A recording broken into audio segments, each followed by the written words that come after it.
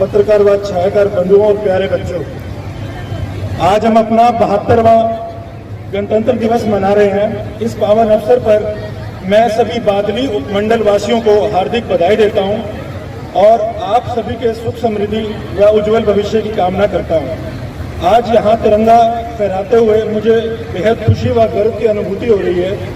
मैं यहां उपस्थित समस्त युवा शक्ति का विशेष तौर पर हार्दिक अभिनंदन भी करता हूं। भाइयों व बहनों, जैसा कि सबको विदित है कि 1950 में आज ही के दिन हमारा संविधान लागू हुआ था। संविधान सभा के सदस्यों ने लगभग 3 वर्ष की कड़ी मेहनत के बाद यह संविधान तैयार किया। इसी संविधान की बदौलत छोटे बड़े अमीर गरीब सभी को न्याय, स्वतंत्रता व समानता का अधिकार मिला। इस अवसर पर मैं बाबा साहब डॉक्टर भीमराव अंबेडकर समेत संविधान सभा के तमाम सदस्यों को नमन करता हूं। इस पावन पर्व के साथ हमारे देशभक्तों का त्याग, तप, बलिदान और एक लंबी गौरव गाथा जुड़ी हुई है। देश को आजादी दिलाने के लिए राष्ट्रपिता महात्मा गांधी जी, लाला लाजपत राय जी, नेताजी सुभाष चंद्र बोस जी, डॉक्टर राजेंद्र प्रसाद जी, पंडित जवाहरलाल नेहरू जी, सरदार वल्लभ भाई पटेल जी और डॉक्टर भीमराव अंबेडकर जैसे अनेक महान स्वतंत्रता सेनानियों ने कड़ा संघर्ष किया, जिसके फलस्वरूप हमें आजादी मिली। शहीद भगत सिंह, राजगुरु, सुखदेव, चंद्रशेखर आजाद और उधम सिंह जैसे क्रांतिकारियों के बलिदान के कारण ही आज हम आजादी की इस खुली हवा में सांस ले पा रहे हैं। मैं देश की आजादी के लिए अपने प्राणों को न्यौछावर करने वाले सभी ज्ञात अज्ञात शहीदों के साथ साथ उन जाबाज सैनिकों को भी सलाम करता हूं, जिन्होंने आजादी के बाद देश की अखंडता, एकता के लिए अपने प्राणों की बाजी लगा दी। आजादी की लड़ाई में हरियाणा का बहुत महत्वपूर्ण योगदान रहा है। सन 1857 की क्रांति सबसे पहले अंबाला छावनी, जो कि हरियाणा में है, वहीं से शुरू हुई थी। इस क्रांति में राव तुलाराम जी ने अंग्रेजों का डटकर मुकाबला किया। झज्जर के नवाब अब्दुल रहमान खान, बल्लभगढ़ के राजा नाहर सिंह तथा फरुखनगर के शासक अहमद अली को बिना सुनवाई के फांसी पर लटका दिया गया। हरियाणा के लोग फिर भी आज भी सेना में भर्ती होना अपने लिए एक बड़े शान और गर्व की बात महसूस करते हैं। यही कारण है कि भारत में सेना में आज हर 10वां जवान हमारे हरियाणा प्रदेश का है। गणतंत्र दिवस का यह पावन पर्व खुशियां मनाने के साथ साथ आत्मविश्लेषण करने का भी दिन है। आजादी के बाद निसंदेह राष्ट्र ने बड़ी उल्लेखनीय प्रगति की है। जैसा कि यहाँ पर सबको विदित है कि कोविड-19 महामारी ने पूरी दुनिया को हिलाकर रख दिया है और एक दौर तो ऐसा भी आया जब अपने आप को महाशक्ति बताने वाले देश भी इसके सामने लाचार नजर आए। लेकिन देश के प्रधानमंत्री माननीय श्री नरेंद्र मोदी जी के ऊर्जावान व गतिशील नेतृत्व में भारत ने धैर्य व संयम से काम लिया और इस महामारी का डटकर मुकाबला किया। यही कारण है कि भारत में इसके संक्रमितों की मृत्यु दर पश्चिमी देशों के मुकाबले काफी कम रही। देश के असंख्य डॉक्टर, नर्सेज, पैरामेडिकल स्टाफ व स्वास्थ्य विभाग से जुड़े अन्य अधिकारी व कर्मचारीगण, हमारे पुलिस कर्मचारी, सफाई कर्मचारी व असंख्य आंगनवाड़ी कार्यकर्ता और आम जनमानस ने इस कोरोना के युद्ध में अपनी एक महानता दिखाई है और देश के लिए सेवा प्रदान की है। अब चूंकि कोरोना की वैक्सीन आ गई है और इसका टीकाकरण भी शुरू हो चुका है, तो इसलिए उम्मीद है कि जल्दी इस महामारी को हराने में हम बहुत शीघ्र कामयाब होंगे।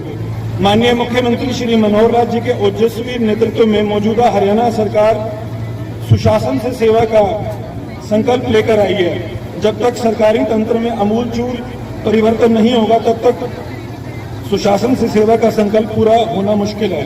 राज्य सरकार ने पंडित दीनदयाल उपाध्याय के दर्शन के अनुरूप सबका साथ, सबका विकास, हरियाणा एक हरियाणवी एक के मूल मंत्र पर चलते हुए पूरे हरियाणा और प्रत्येक हरियाणवी के विकास का बीड़ा भी उठाया है। पिछले 6.25 सालों में जातिवाद, क्षेत्रवाद और भाई भतीजावाद से ऊपर उठकर काम किया गया है। भ्रष्टाचार के प्रति जीरो टॉलरेंस की नीति अपनाते हुए पारदर्शी शासन दिया है। मानवीय दखल को कम करने के लिए सरकार ने ई गवर्नेंस का रास्ता भी अपनाया है। इसलिए आज प्रदेश में 41 विभागों की लगभग 550 सेवाएं और योजनाएं अंत्योदय सरल पोर्टल के माध्यम से ऑनलाइन उपलब्ध करवाई जा रही हैं। इससे सरकारी कामकाज में पूर्णतः पारदर्शिता भी आई है। राज्य सरकार ने आईटी के माध्यम से ईज ऑफ लिविंग की दिशा में भी कार्य किया है। वर्ष 2020 को सुशासन संकल्प वर्ष के रूप में मनाया गया। इस साल को सुशासन के परिणाम के वर्ष के रूप में मनाया जा रहा है। सभी सरकारी सेवाओं और योजनाओं का लाभ सही हकदार को मिले, किसी भी लाभार्थी को किसी भी सरकारी दफ्तर के अधिक चक्कर न काटने पड़े, इसके लिए मेरा परिवार मेरा पहचान नाम से एक अनूठा कार्यक्रम भी शुरू किया गया है। सभी तहसीलों में पारदर्शी सेवाएं सुनिश्चित करने के उद्देश्य से ई रजिस्ट्रेशन ई स्टैम्प प्रणाली की शुरुआत भी की गई है। भूमि के रिकॉर्ड के डिजिटलाइजेशन करने के लिए तहसीलों में समेकित भू रिकॉर्ड सूचना प्रणाली वेब हेल्थ का प्रारंभ पहले ही किया जा चुका है। अब भूस्वामी किसी भी समय पर अपनी संपत्तियों और भू रिकॉर्ड का ब्यौरा ऑनलाइन भी ले सकते हैं।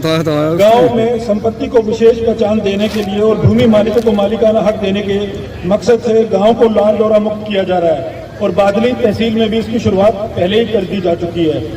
इसके लिए स्वामित्व योजना पूरे हरियाणा प्रदेश में लागू है और मुझे यह बताते हुए खुशी हो रही है कि हरियाणा प्रदेश भारत में इस कार्य में काफी अधिक आगे है और दूसरे राज्यों के लिए अनुकरणीय भी है।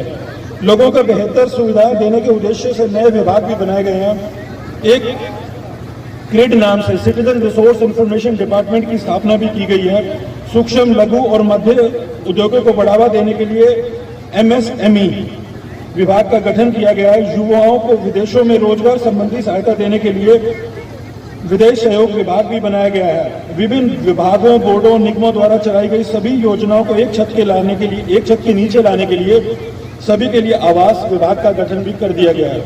वर्तमान सरकार न केवल शहीदों, स्वतंत्रता सेनानियों, देश की सीमाओं की रक्षा करने वाले वीर जवानों का मान बढ़ाने का कार्य कर रही है, अपितु खेत में दिन रात पसीना बहाकर पूरे देश का पेट भरने वाले अन्नदाता किसान की मेहनत का भी पूरा सम्मान कर रही है। मुख्यमंत्री परिवार समृद्धि योजना के तहत 1,80,000 रुपए की वार्षिक आय या 5 एकड़ तक भूमि वाले परिवारों को 6,000 रुपए वार्षिक सहायता भी पहले से ही प्रदान की जा रही है। ग्रामीण अंचल के हर घर में पानी पहुंचाने के लिए हर घर जल से नल सेवा का शुभारंभ किया जा चुका है। हरियाणा एक ऐसा राज्य है जिसमें पहली बार इंटर डिस्ट्रिक्ट जिला परिषद काउंसिल का भी गठन किया गया है। सभी गांवों को स्मार्ट बनाने के लिए हरियाणा स्मार्ट ग्रामीण प्राधिकरण का गठन किया गया है। 10,000 तक की आबादी वाले गांवों के लिए दीनबंधु हरियाणा ग्राम उदय योजना तथा इसके अधिक आबादी वालों के लिए महाग्राम विकास योजना का शुभारंभ भी हो चुका है।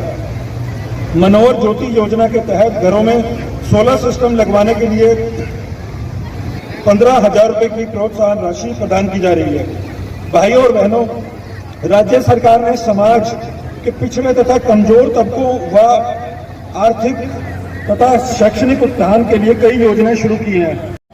खिलाड़ियों या उनकी बेटियों को शादियों में 51,000 रुपए तक का शगुन देने का प्रावधान भी किया गया है। बेटी बचाओ बेटी पढ़ाओ B3P के नाम से जाने वाली ये स्कीम, सुकन्या समृद्धि योजना, आपकी बेटी हमारी बेटी, महिला व किशोरी सम्मान योजना, मुख्यमंत्री दुग्ध उपहार योजना जैसी कई लाभान्वित करने वाली स्कीमों की शुरुआत भी की गई है। इसी तरह से 9वीं से 12वीं कक्षा तक छात्राओं के लिए शिक्षा संस्थानों द्वारा सुरक्षित आवागमन हेतु छात्रा सुरक्षित परिवहन योजना भी चलाई जा रही है। प्रधानमंत्री जी के B3P कार्यक्रम को आगे बढ़ाते हुए माननीय मुख्यमंत्री जी ने रक्षाबंधन के मौके पर 11 नए कॉलेज की घोषणा पहले ही की थी।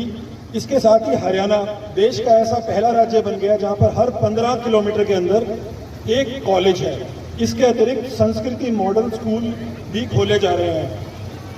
इसके अलावा ग्रुप C व D की नौकरियों के लिए इंटरव्यू की प्रणाली को खत्म कर दिया गया है तथा उच्च शिक्षा के लिए क्रेडिट गारंटी योजना के माध्यम से करीब 7.5% वार्षिक ब्याज दर पर शिक्षा के लिए एजुकेशनल लोन भी दिया जाता है। पैसों के अभाव में हमारी प्रतिभाएं जो गांव में और शहर के विभिन्न स्थानों पर होती हैं वो दबी न रह जाएं, इसके लिए सरकार ने होनहार विद्यार्थियों को सरकारी खर्च पर कोचिंग दिलाने का भी एक अनोखा बीड़ा उठाया है। सुपर 100 नाम से एक कार्यक्रम की भी इस दिशा में शुरुआत की गई है। हरियाणा हमारे देश का पहला ऐसा राज्य है जहां पर बेरोजगार युवाओं को सक्षम युवा स्कीम के तहत 100 घंटे तक काम देने का प्रावधान किया गया है। राज्य सरकार युवा शक्ति को सही दिशा देने के लिए उनके चौतरफा विकास के लिए संपूर्ण कार्य प्रगति के साथ कर रही है। जहां एक तरफ उन्हें शिक्षा उपलब्ध कराई जा रही है, वहीं दूसरी तरफ खेलों में भविष्य बनाने के लिए उनको प्रेरित भी किया जा रहा है। खिलाड़ियों को श्रेणी 1 से चतुर्थ श्रेणी तक के सभी पदों पर सीधी भर्ती के लिए आरक्षण किया गया है। राज्य सरकार सड़क, रेल और मेट्रो के विस्तार पर विशेष बल दे रही है। मौजूदा सरकार के कार्यकाल में करीब 1070 किलोमीटर लंबे 17 राष्ट्रीय राजमार्ग घोषित किए गए हैं। केंद्रीय मंत्रिमंडल से करीब 5,617 करोड़ रुपए की लागत से 121 किलोमीटर लंबे Haryana orbital rail corridor project को मंजूरी मिल चुकी है। और यह मुझे बोलते हुए बड़ा गर्व हो रहा है कि यह कॉरिडोर पलवल से सोनीपत वाया सोना, मानेसर व बादली, जहां पर हम इस समय उपस्थित हैं, वह खरखोदा से निकलेगा। तो ये हमारे बादली प्रदेशवासियों के लिए, बादली में रहने वाले लोगों के लिए एक बहुत बड़ी उपलब्धि है। भाइयों और बहनों, आवास के बाद परिवहन लोगों की दूसरी सबसे बड़ी जरूरत है। प्रदेशवासियों को सुरक्षित व भरोसेमंद परिवहन सुविधाएं मुहैया कराने के लिए सरकार कटिबद्ध है। आवागमन के लिए जब भी किसी सरकारी या सार्वजनिक परिवहन उपकरण की बात चलती है तो सबसे पहले हरियाणा रोडवेज का ही जिक्र आता है। हमें भी कहीं जाना हो तो हम सबसे पहले हरियाणा रोडवेज की सेवाएं लेना ही पसंद करते हैं। विभाग के कर्मठ कर्मचारियों ने कोविड-19 जैसी महामारी के दौरान अपनी जान की परवाह न करते हुए लॉकडाउन में फंसे मजदूरों को उनकी मंजिल तक पहुंचाने का भी कार्य किया है। हरियाणा रोडवेज समाज के वर्गों को मुफ्त व रियायती यात्रा सुविधा मुहैया कराकर अपनी समाज जिम्मेदारी भी बखूबी से निभा रही है। वर्तमान सरकार ने प्रदेश में नई व्यवस्था कायम करके लोगों की उम्मीदों पर खरा उतरने का प्रयास भी किया है।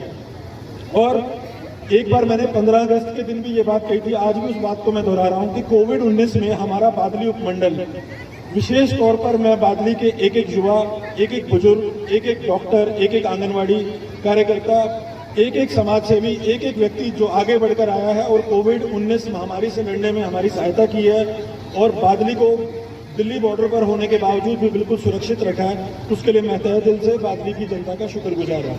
अंत में अपनी वाणी को विराम देने से पूर्व मैं गणतंत्र दिवस के इस पावन अवसर पर आप सबको पुनः बधाई और शुभकामनाएं देता हूँ। आपके उज्जवल भविष्य की कामना करता हूँ और आशा करता हूँ कि आप सभी राष्ट्रीय अखंडता व एकता को बनाए रखने के लिए देश व प्रदेश के नव निर्माण में अपना अमूल्य अतुलनीय योगदान सदैव देते रहेंगे। आइए हम सब राष्ट्र की मजबूती और हरियाणा की सुख समृद्धि के लिए एकजुट होकर एकता का परिचय दें और एकजुट होने का अपना संकल्प फिर से दोहराएं। धन्यवाद। जय हिंद।